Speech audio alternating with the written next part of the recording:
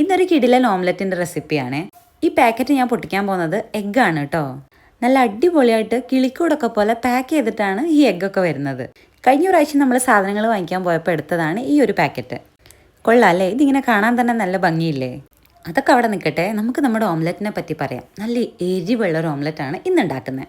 അതിനുവേണ്ടി നമ്മൾ 2 മുട്ടയാണ് ഇതിൽ നിന്ന് എടുക്കുന്നത്. പിന്നെ ഇതിലേക്കുള്ള ഉള്ളി, മല്ലിയില, പച്ചമുളക്, കറിവേപ്പില എല്ലാം കട്ട് ചെയ്ത് വെച്ചിട്ടുണ്ട്. ഇനി മുട്ട പൊട്ടിച്ചൊഴിച്ച് ഉള്ളിയും മല്ലിയിലയും പച്ചമുളകും കറിവേപ്പിലയും ഒക്കെ ഇതിലേക്ക് ഇട്ട് കൊടുക്കുക. ഇതാണ് ഇതിലെ പ്രധാന ഐറ്റം, ചതച്ച മുളക്.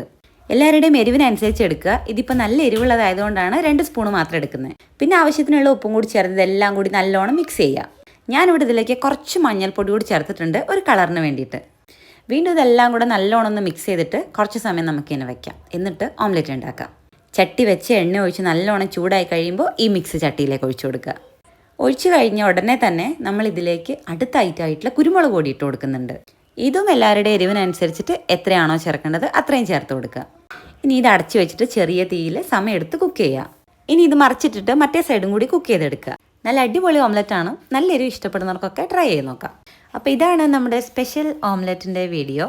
എല്ലാവരും ഉണ്ടാക്കി നോക്കുക, കഴിച്ചു നോക്കുക, കമൻറ്റ്സ് അറിയിക്കുക. വീഡിയോ ഇഷ്ടമായ ലൈക്ക് ചെയ്യുക, കമൻറ്റ് ചെയ്യുക, സബ്സ്ക്രൈബ് ചെയ്യുക.